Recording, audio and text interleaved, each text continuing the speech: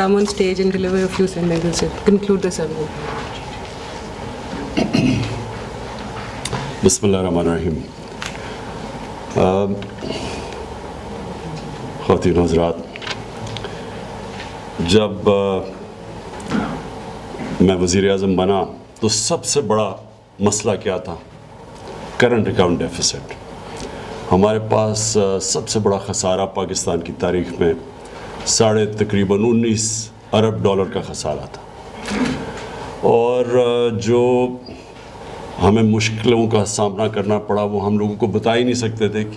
इसलिए नहीं बता सकते थे कि हमें डर था कि हमारे रुपए पे और प्रेशर ना पड़ जाए। और कई ऐसे स्टेजेस आए बीच में जिधर हमारे रुपए पे ऐसा प्रेशर था कि हमारे पास तो फॉरेन एक्सचेंज थे ही नहीं रुपए को गिरते हुए रोकने से।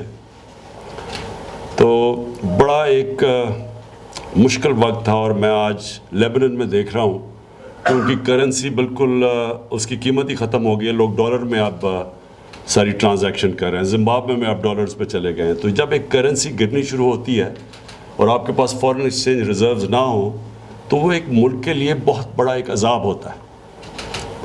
तो आज अल्लाह का शुक्रगुज़ार हूँ और अपनी टीम का, जो हमारी इकनॉमिक टीम है, कि जिस तरह स्टेबलाइज़ की इकॉनमी को, और हमारा जो रुपया है वो स्टेबल हुआ, बल्कि गेन किया और इंशाल्लाह आगे भी गेन करेगा।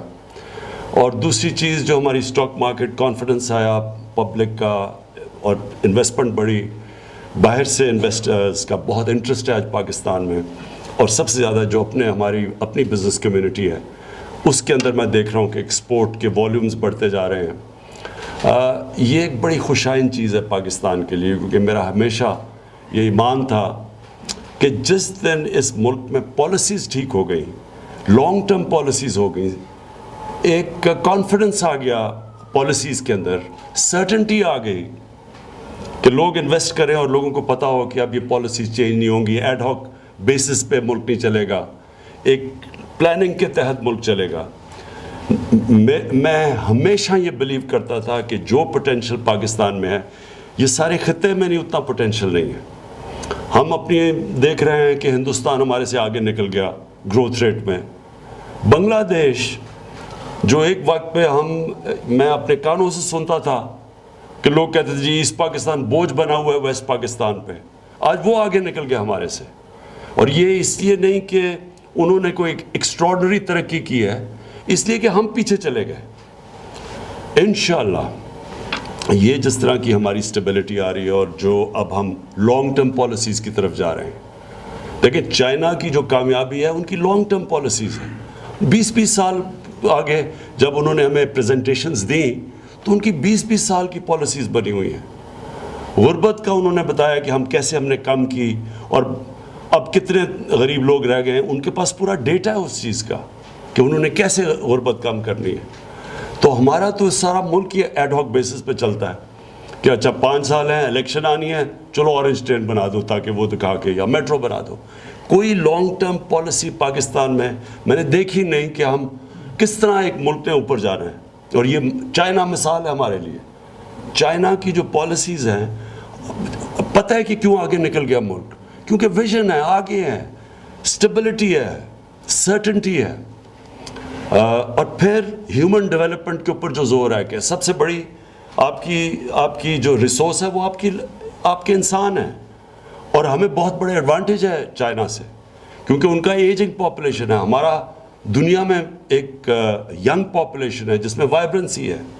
तो अब हम प्लानिंग कर रहे हैं, ये बड़ा मुश्किल पीरियड जिसमें स्टेबिलिटी लेके आया रुपए, ये जो स्टेबल किया इकॉनमी को, अब ये आप देखेंगे इंशाल्लाह हमारी long term policies, trade policies, investment की पॉलिसीज़, डिफरेंट टेक्सटाइल में और जो भी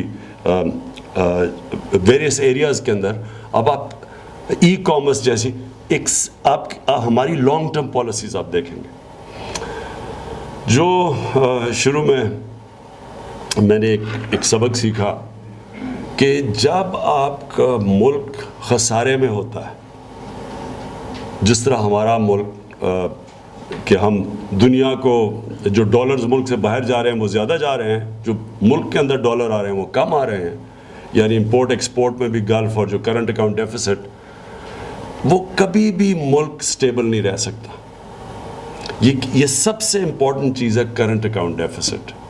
اگر آپ کا کرنٹ اکاؤنٹ سرپلس ہے اس کا مطلب کہ آپ کا ڈائریکشن ٹھیک ہے، اگر آپ کا ڈیفیسٹ ہے اس کا مطلب آپ ونریبل ہیں، کسی وقت بھی آپ کا روپیہ گر سکتا ہے۔ روپیہ گرتا ہے، ساری چیزیں باہر سے چیزیں مہنگی، اس کا مطلب ساری چیزیں مہنگی، پاکستان میں بجلی مہنگی، گیس مہنگا، پٹرول ڈیزل، ٹرانسپورٹ، اور سب سے افیکٹ کرتا ہے وہ عام آدمی کو۔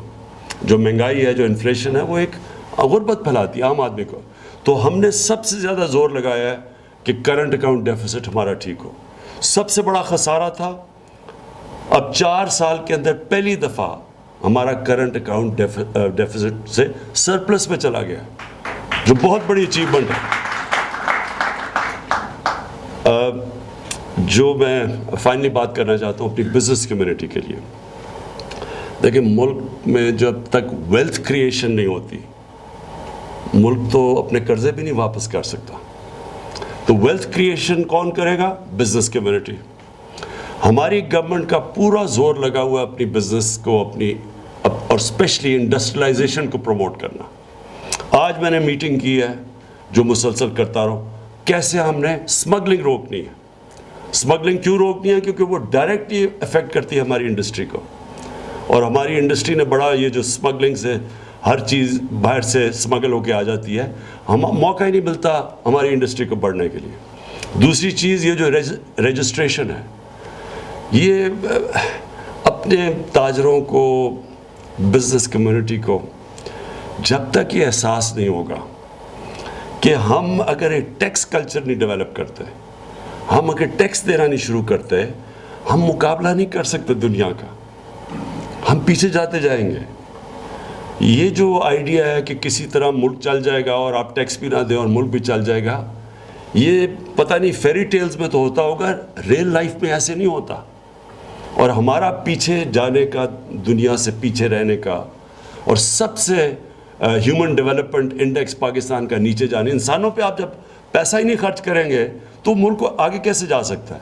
تو اس کے لیے ایک ٹیکس کلچر کے اوپر پورا زور لگا رہے ہیں۔ اس میں شبر زیدی کو میں اور ان کی جو ایف پی آر نے جو پرفارمنس دی ہے، میں خاص آپ کو اس کی مبارک دیتا ہوں، کیونکہ ہماری جو ٹیکس کلیکشن ہے ماشاءاللہ اوپر جا رہی ہے۔ لیکن میں اپنے جو تاجر ہیں، جو پرانے طور طریقوں سے عادی ہوئے ہیں، میں ان کو یہ کہنا چاہتا ہوں کہ یہ اب اپنی نیشنل ڈیوٹی سمجھے، یہ سمجھے آپ اپنے ملک کے لیے لڑ رہے ہیں۔ جب میں باہر گیا اور یہ باہر کے ملکوں سے ہمیں پیسے اکٹھے کرنے پڑے، اور انہوں نے ہم بڑا شکر گزار ہیں یو اے ای کا، سعودی عربیہ کا، چائنا کا، پھر قطر کا بھی، لیکن یہ ایک ملک کی ڈگنیٹی کے لیے ٹھیک نہیں ہے کہ آپ لوگوں سے قرضے مانگیں اور ایڈ مانگیں۔ وہ ملک کبھی خوددار قوم نہیں بن سکتی۔ اس لیے ہماری پوری کوشش ہے کہ اپنے ملک میں انڈسٹریلائزیشن کو پروموٹ کریں، ویلتھ کریٹ کریں، اکانومی کو بڑھائیں، ٹیکس اکٹھا کریں، اور اس ٹیکس سے پھر صرف اور صرف اپنی غریب لوگوں کو اوپر اٹھائیں۔ یہ تھا چائنا کا ماڈل، یہ کامیاب ماڈل ہے، اور یہ انشاءاللہ ہم نے اب ہمارا ماڈل ہے کہ ہم نے اس پہ پاکستان کو اٹھانا ہے۔ اور میں آپ کو آخر میں پھر یہ کہتا ہوں، جو میں نے اب 15 مہینے میں دیکھا ہے، اللہ نے اس ملک میں ہر قسم کا پوٹینشل دیا۔ اس میں سونا، تانبا، جو ہمیں بھی نہیں پتا تھا باہر بیٹھے ہوئے، ابھی جب یہ ریکو ڈگ کی بات ہوئی تو پتہ چلا کہ ہم سونے کے اس ذخیرے پہ بیٹھے ہوئے اور تانبے پہ جو دنیا میں وہ مانتے ہیں، دنیا کو پتہ ہے کہ یہاں پاکستان صرف جو 14 کانے ہیں، وہاں 2 کے اندر صرف 2 کانوں کا جو پروفٹ ہے وہ $100 ارب ہے۔ تو ہم صرف کرپشن کی وجہ سے وہاں بھی ایک ہمارا باہر ججمنٹ ہوگی، اور دوسرا یہ جو کارکے تھا وہاں 170 ارب روپے کا ہمارے اوپر ججمنٹ آ گئی باہر کے ورلڈ بینک کا جو عدالت ہے، کہ ہمارے خلاف 170 ارب روپے کی ججمنٹ آ گئی۔